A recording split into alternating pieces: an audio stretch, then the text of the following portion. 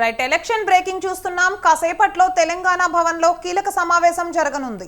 BRS అధినేత KCR MP అభ్యర్థులతో భేటీ అవుతారు. Parliament ఎన్నికల్లో పోటీ చేయనున్న బీఆర్ఎస్ అభ్యర్థులకు బీ ఫారం అందజేయనున్నారు. పార్లమెంట్ ఎన్నికల ఖర్చుల నిమిత్తం నియమావళిని అనుసరించి 95 లక్షల రూపాయల చెక్కును ఎంపీ అభ్యర్థులకు అందజేస్తారు. అనంతరం ఎన్నికల ప్రచారం తదితర వ్యూహాలకు సంబంధించి కేసీఆర్ సమగ్రంగా చర్చించనున్నారు. ఈ సమీక్షా సమావేశంలో ఎంపీ అభ్యర్థులతో పాటు పార్టీ శాసనసభ్యులు, ఎమ్మెల్సీలు, మాజీ ఎంపీలు, ఎమ్మెల్యేలు, ఎమ్మెల్సీలు, పార్టీ జిల్లా అధ్యక్షులు, పార్టీ ముఖ్యులు పాల్గొంటారు.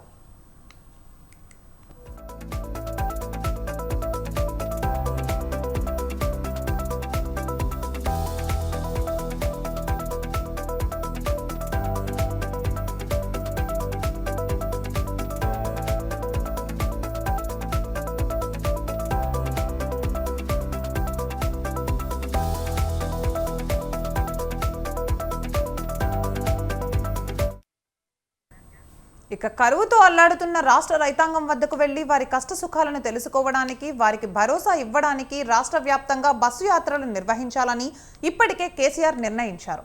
త్వరలో చేపట్టే బస్సు యాత్రకు సంబంధించిన రూట్ మ్యాప్ పై పార్టీ నేతలతో చర్చించి తుది నిర్ణయం తీసుకునే అవకాశం ఉంది.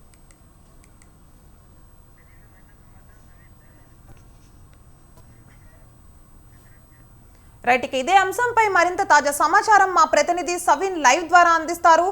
సవిన్, చెప్పండి, కేసీఆర్ తెలంగాణ భవన్ కు చేరుకోనున్నారు, దానిపైన పూర్తి అప్డేట్స్ ఏంటి?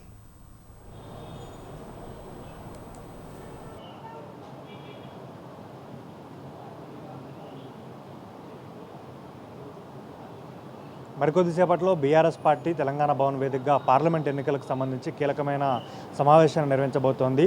బీఆర్ఎస్ అధినేత కేసీఆర్ తెలంగాణలో బీఆర్ఎస్ పార్టీ తరఫున పోటీ చేస్తున్న 17 మంది పార్లమెంట్ అభ్యర్థులకు బీఫామ్లో అందజేయబోతున్నారు. అదేవిధంగా 95 లక్షల రూపాయల చెక్ను అందించబోతున్నారు.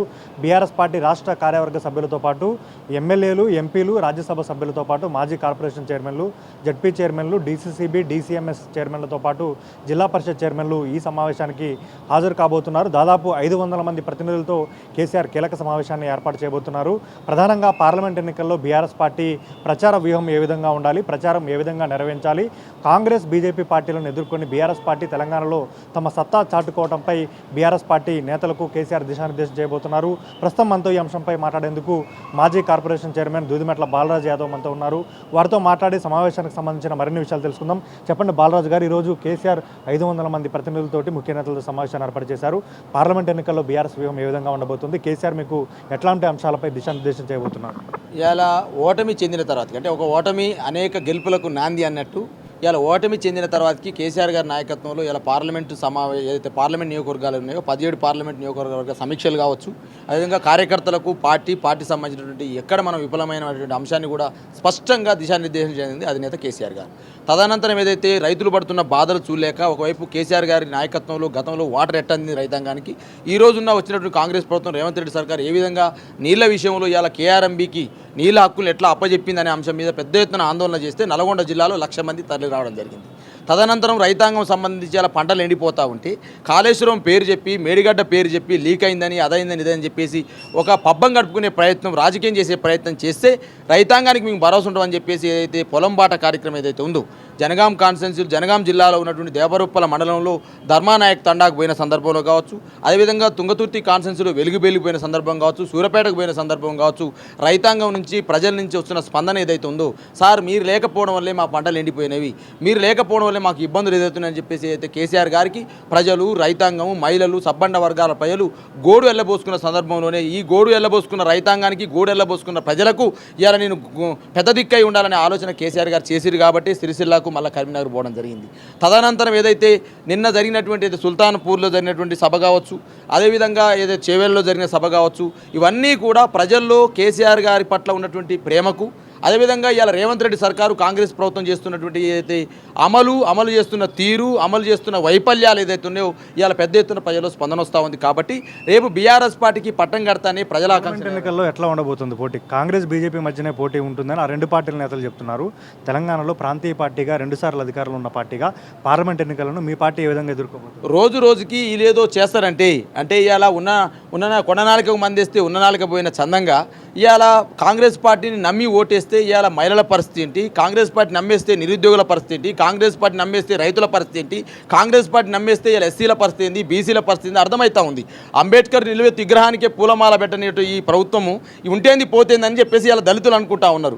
ఇలా మాదిగల దళితులలో అత్యధిక శాతం ఉన్న మాదిగలు అయ్యో కనీసం ఒక్క పార్లమెంట్ సీట్ కేటాయించాలని చెప్పేసి మాదిగలు బతుకుంటా ఉన్నారు. ఒకవైపు ఇలా బీసీల సంబంధించి ఇలా బడుగు బలైన వర్గాల రాష్ట్ర సమితిగా పేరుంది. ఇలా 12 పార్లమెంట్లలో 6 పార్లమెంట్లు కేటాయించిన బీఆర్ఎస్కి పట్టం కట్టాలని బీసీలు అనుకుంటా ఉన్న సందర్భం చూస్తూ ఉన్నాం. కాబట్టి ఇలా ఖచ్చితంగా పార్లమెంట్ ఎన్నికల్లో ఎట్లా గెలుపొందాలి, డబుల్ డిజిట్ ఎట్లా రావాలి. ఇలా నిన్న సీఫాక్ సర్వే ఇచ్చారు. సీఫాక్ సర్వేలో ఎన్ని సీట్లు ఇచ్చారు? 8 స్థానాలు ఇచ్చారు. అంటే 25 రోజులు ఇంకా ఎలక్షన్స్ ఉన్నవి. ఇలా సీఫాక్ సర్వే 8 ఇచ్చిందంటే రేపు డెఫినెట్గా డబుల్ డిజిట్ని మేము అందుకోబోతా ఉన్నాము. అదేవిధంగా కాంగ్రెస్ పార్టీ వైఫల్యాలను మేము చెప్పబోతా ఉన్నాం. రేపు డెఫినెట్గా కేసీఆర్ గారి నాయకత్వంలో బస్సు యాత్ర ఏదైతే ఉందో రేపు బస్సు యాత్ర పెను సంచలనం కాబోతా ఉంది. ప్రధానంగా కేసీఆర్ ఈరోజు ప్రధానంగా బీఆర్ఎస్ పార్టీ కీలక నేతలతో సమావేశం ఏర్పాటు చేయబోతున్నారు. కాంగ్రెస్ పార్టీ అసెంబ్లీ ఎన్నికల సమయంలో ఇచ్చినటువంటి 420 హామీలతో పాటు బీఆర్ఎస్ పార్టీ 10 ఏళ్లలో చేసినటువంటి అభివృద్ధితో కూడిన శ్వేతపత్రాన్ని బీఆర్ఎస్ పార్టీ ముఖ్య నేతలకు అందించబోతున్నారు. ముఖ్యంగా కేసీఆర్ బస్సు యాత్ర రూట్ మ్యాప్ ఈరోజు ఖరారు చేయబోతున్నారు. ఆ తర్వాత అసెంబ్లీ నియోజకవర్గ కేంద్రాలు, మండల కేంద్రాల్లో రాష్ట్రంలో మెజారిటీ పార్లమెంటు స్థానాల్లో కేసీఆర్ యాత్రలు ఉండే విధంగా బీఆర్ఎస్ పార్టీ ప్లాన్ చేస్తోంది. ముఖ్యంగా పార్లమెంట్ ఎన్నికల్లో బీఆర్ఎస్ పార్టీ అభ్యర్థుల వ్యూహం ఏ విధంగా ఉండాలి, ప్రచార వ్యూహం ఏ విధంగా ఉండాలి అనే దానిపైన కేసీఆర్ బీఆర్ఎస్ పార్టీ నేతలకు దిశానిర్దేశం చేయబోతున్నారు. Right, thank you సవి.